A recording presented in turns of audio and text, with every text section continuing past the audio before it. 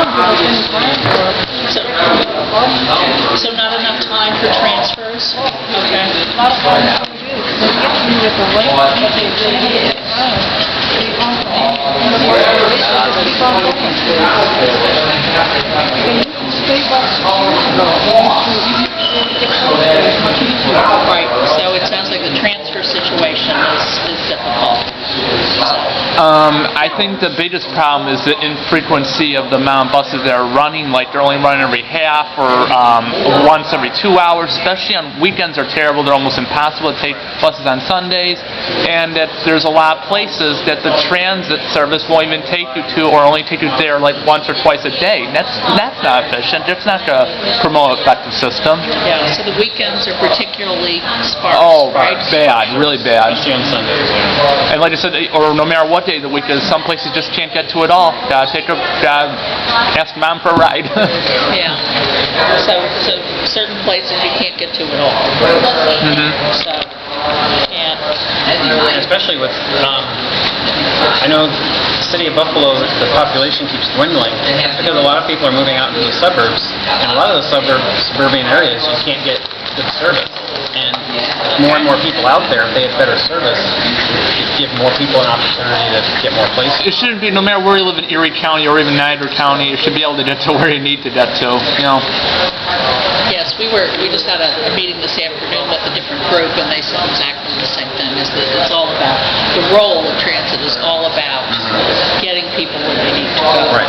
What do you see the connection between that and the economic piece of it? Everything. Like, you gotta be able to get to your jobs and get to the places or going to the doctors, going to shop. Like, shopping is terrible when you're trying to take a bus and, you know, like they're, I would think that it was Get just to- for business, it wasn't that. Right. So it's hard to shop. This is the doctors. Bad for business. So if people can't get to the business, It won't. businesses don't do well, then the economy is affected. Right. Okay. So. Like, you go to some stores that are along bus routes, they're very busy, and then ones that are not along the bus route, they're like dead. So it kind of tells you that. No, it's very true.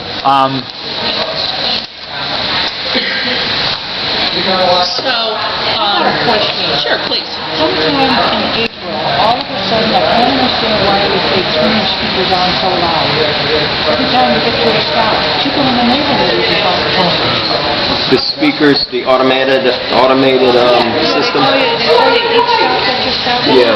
the speakers are so loud. And you ask them to turn it down, they don't know how to turn it down. It may be one specific bus, but if you can identify like the bus that you're on, if you can just call us and say, give us that bus number.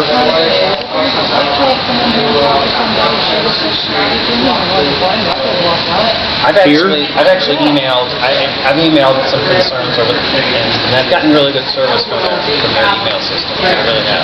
So, Well, also there's a sheet here that if you remember the bus number and stuff, you could certainly write the specific And I number. called and I talked to her about some bus drivers that were using his cell phone. The speakers are so loud. I can't remember who I talked to over there. She was supposed to say something. And I wrote that back on the website. We see the same thing.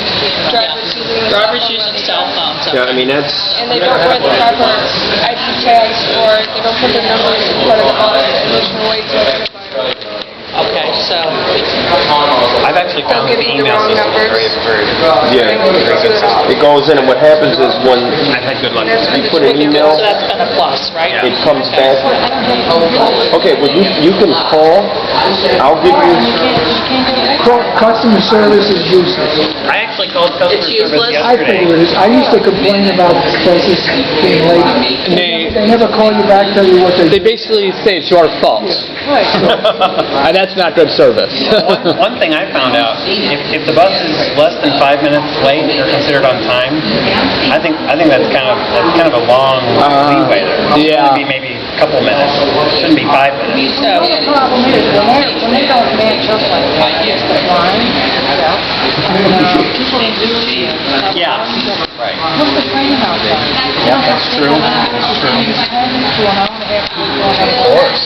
Especially on the weekends, like we were talking about. so you're saying that 5-minute leeway is too long? Too much. I think it's way too much. too much.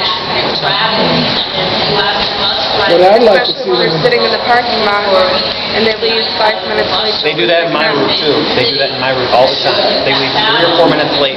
For the first stop. because Yeah. they do that because they don't get penalized for being, Exactly. they get That's the penalized for point. being early. Well, that's true. They don't get penalized for being 3 or 4 minutes late.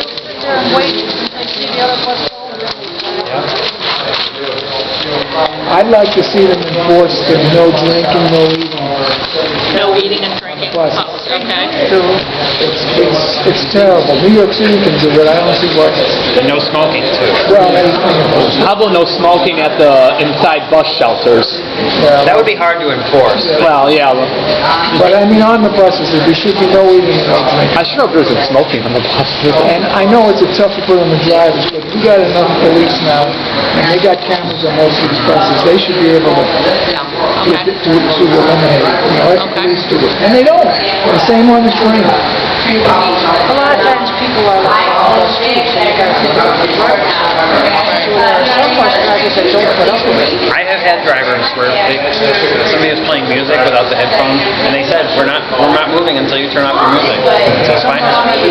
I know some bus drivers are scared. You're right. You're right. Some bus drivers have more courage than others. So they're afraid to enforce it because the person might get mad and go ballistic or You never something? know what Yeah. some of these people. Well, Well, I think the police should be involved, and they can dial up a bus, you know. You really think that, do they have that? Do they have that many transit? They Yeah. They can do it. Yeah. a touch of a button or They something. can bring any bus up in the camera now, so they should go the route to get the most trouble first and enforce them. And then once they do it, as I say, they can dial up, then there should be a way to, I've talked about it before, there should be a way to let them know, you know, but I don't expect the drivers to have to do Yeah, it. right. But I expect somebody to do it. So, someone, not necessarily, because drivers have a lot going on. But I'd Think like to about see it, the they're dealing with police. fares and, you know, and driving and, But with these cameras now, they can do a lot.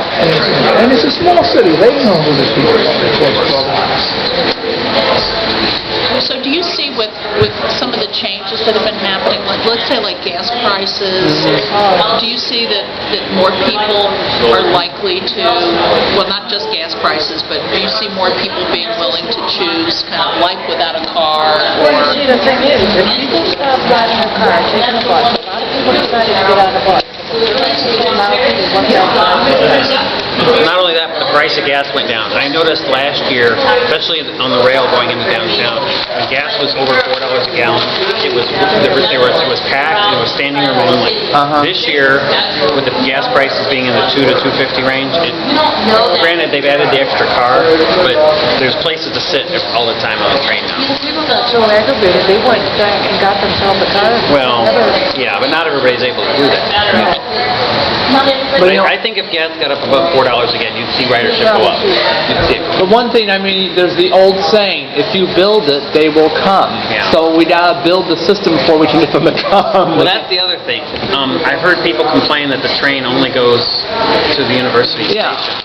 And why it doesn't go further. I mean, they could extend it and have it go like to Boulevard Mall, or they could have it go out Or towards not any other just direction. one line, Right. like That's what I'm saying. They could 3 they or could, 4. They could add a line to Boulevard Mall, or they could add a line out to the airport. Or they and could the add a south line- towns, they should have something to the south But if towns. they don't have enough passengers, they won't be able to. Like he's saying, if they build it, they would, especially if they had one to Boulevard Mall, that would really. A lot of areas that they already cut down on. Of course they did. I mean, I know we have the resources. We have all these old railroad tracks. They're not just gonna sit there and you know rust out. They could be turned like in South Buffalo. There are so many rail lines that are not being used that we can turn into train routes, just like they did in Cleveland and just about every other city in America.